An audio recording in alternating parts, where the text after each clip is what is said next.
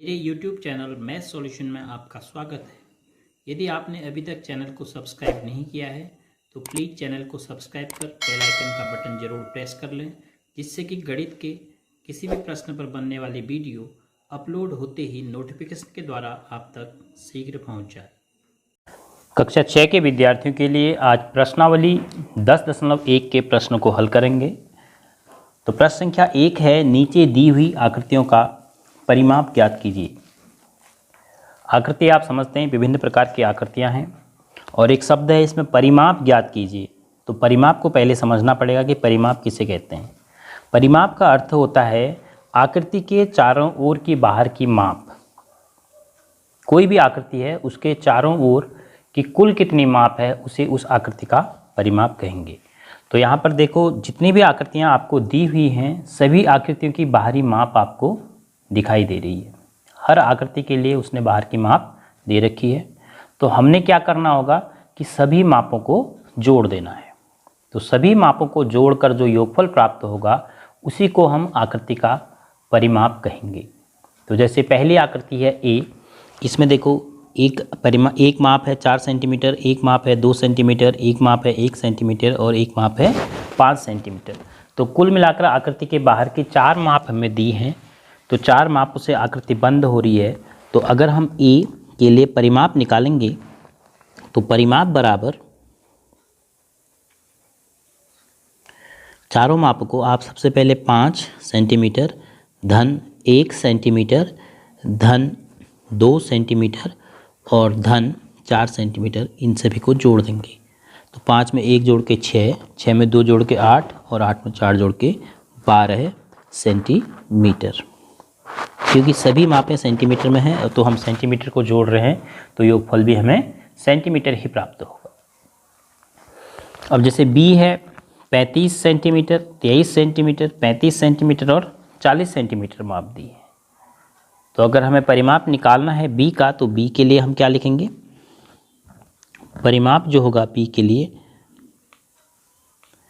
4 माप को जोड़ेंगे। 40 से अगर आप शुरू करते हैं तो 40 धन 35 धन 23 और फिर धन 35, तो बराबर 35 में 35 जोड़ के 70 हो गया। 70 में 40 जोड़ेंगे तो 110, 110 में 20 जोड़ेंगे 130 और 3 33। तो 133 सेंटीमीटर परिमाप आकृति बी के लिए। आकृति सी में देखिए, फिर आपको 4 माप दी हैं और चारों माप बराबर हैं, 15 सेंटीमीटर, 15 सेंटीमीटर, 15 सेंटीमीटर और 15 सेंटीमीटर। तो परिमाप क्या हो जाएगा? चारों को हमें जोड़ना है। तो 15 सेंटीमीटर में 15 सेंटीमीटर 2 बार, 3 बार, 4 माप हैं तो 4 बार हमने जोड़ दिया, 15 15 15 और 15। तो अगर हम 15 को 4 बार जोड़ना चाहते हैं तो हम 15 चक्को भी कह सकते हैं, क्योंकि पहाड़े का मतलब ही यही है कि अगर एक ही संख्या को आपने बार बार जोड़ना है तो उतनी बार आप उसका पहाड़ा पढ़ लीजिए। 15 एक बार, 2 बार, 3 बार, 4 बार, तो 15 चक्को 60 सेंटीमीटर। तो इसीलिए किसी भी समचतुर्भुज का आपको परिमाप निकालना है तो उसकी एक भुजा आपको पता है तो उसको 4 से गुणा कर देंगे, परिमाप पता चल जाएगा। अब आकृति डी है सी के बाद। देखो डी में आपके पास कितनी भुजाएं हैं? 1 2 3 4 5 और 5 की 5 भुजाएं समान हैं यहाँ भी।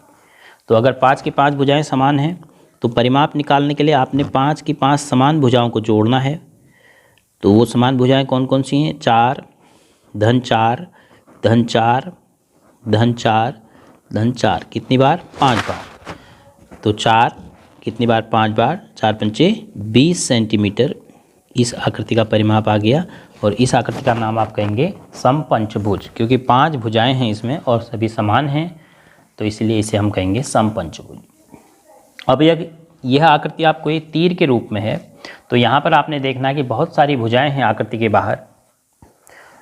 अगर हम एक कोने से शुरू करते हैं तो इन बिंदु को हम कोना कहेंगे। ये कोना है, ये भी कोना है, ये भी कोना है। माना मैं इस कोने से शुरू करता हूँ तो 1 भुजा, 2 भुजा, 3 भुजा, 4 5 6 7। तो इन सभी 7 मापों को हमने जोड़ना पड़ेगा, तब जाके हमें इस आकृति का परिमाप पता चलेगा। तो एक कोने से आप शुरू करेंगे और ध्यान रखेंगे कि आप किस कोने से शुरू कर रहे हैं। हम इस कोने से शुरू करते हैं, तो सबसे पहले 4, फिर उसके बाद 0.5, फिर उसके बाद 2.5, फिर उसके बाद ये वाली माप 2.5, फिर ये वाली माप 0.5, फिर ये वाली माप जोड़ेंगे 4, और फिर लास्ट में ये वाली माप 1। तो हमने सभी माप को जोड़ दिया, 1 2 3 4 5 6 7।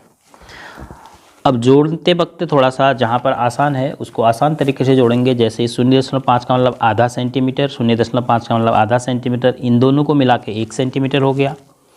2.5 और 2.5 मिला के 5 सेंटीमीटर हो गया। तो दशमलव के सभी मापों को अगर हम जोड़ दें तो 1 सेंटीमीटर ये हो गया, 5 सेंटीमीटर ये हो गया, तो 6 सेंटीमीटर हो गया। बाकी 6 4 10, 10 4 14, 14 1 15। तो टोटल कितना सेंटीमीटर हो गया परिमाप? 15 सेंटीमीटर। दशमलव में आपने समझना भी है कि 0.5 का मतलब आधा होता है। उसी प्रकार 2.5 का मतलब 2.5 होता है। तो 2.5 और 2.5 को जोड़ेंगे तो 2 और 2 तो 4 हो गए, और आधा मिलके 1 हो गया। तो 4 1 5, और ये आधा मिलके 1 और हो गया, 5 1 6, 6 में 4 जोड़ा 10, 10 में 4 जोड़ा 14 है, और 1 है 15 सेंटीमीटर परिमाप। अब अंतिम आकृति है F। इस आकृति को आपने ध्यान से समझना है। यहाँ पर आपको परिमाप का कॉन्सेप्ट क्लियर भी हो जाएगा अच्छी तरह। देखो, आपको जो इसकी बाउंड्री दिख रही है, आकृति के बाहर की जो माप दिख रही है, वह बैगनी कलर में या हल्के नीले कलर में आपको दिखाई दे रही है। तो सभी मापों को जोड़ना है, तब जाके आपको इस आकृति का परिमाप मिलेगा। तो इस आकृति के परिमाप के लिए हम क्या क्या जोड़ेंगे, ये आपने समझना पड़ेगा।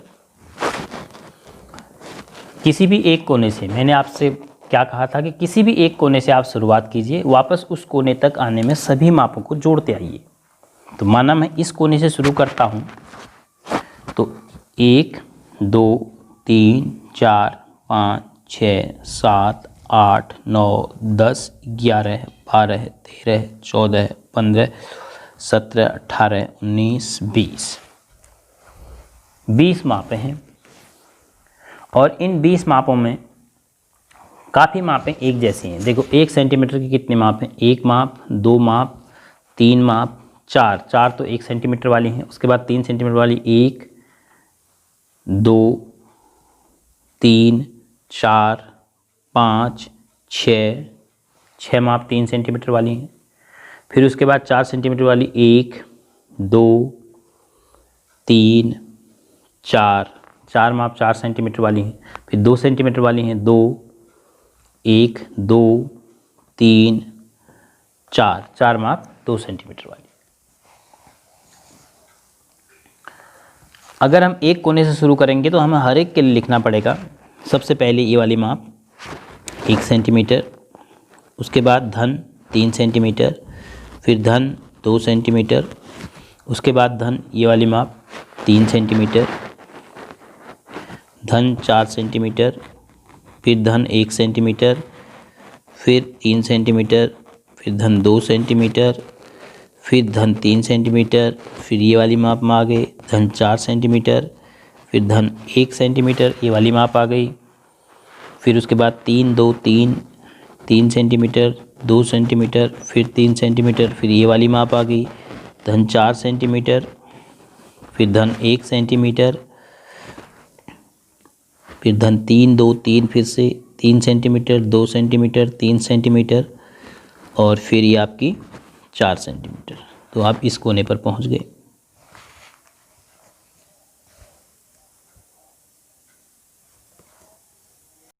अब कैलकुलेशन के पार्ट में हमने ये देखना है कि हम कैसे आसानी से इसको जोड़ पाएंगे। देखो, 1 कितनी बार शामिल है? 1 2 3 और 4 बार।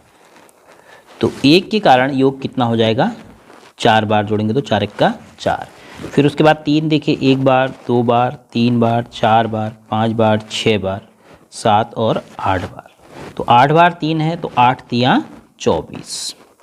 फिर उसके बाद 2 कितने बार है? 1 बार, 2 बार, 3 बार 4 बार। तो 2 4 बार है तो 2 चक्को 8। फिर उसके बाद 4 1 बार, 2 बार, 3 बार और 4 बार। तो 4 4 बार तो 4 चक्को 16। तो इसके बाद आप जोड़ेंगे तो आपको क्या प्राप्त होगा, 24 में 4 जोड़ के 28, 28 में 8 जोड़ के 36 और 36 में 16 जोड़ेंगे तो 52। तो आकृति का संपूर्ण परिमाप कितना हुआ, 52 सेंटीमीटर। तो परिमाप का अर्थ आप क्या समझे कि किसी भी आकृति के चारों ओर की, मतलब उसके बाहर की कुल माप हम परिमाप कहेंगे। तो कैसे हम प्राप्त करेंगे, चारों ओर की सभी मापों को हम जोड़ देंगे। तो जोड़ के जो भी योगफल आपको प्राप्त होगा उसे ही हम आकृति का परिमाप कहते हैं। और जहाँ पर हमें आकृतियों के चारों ओर की माप दी है वहाँ पर परिमाप निकालना आसान है, क्योंकि हम सभी मापों को जोड़ देंगे तो हमें परिमाप प्राप्त हो जाएगा।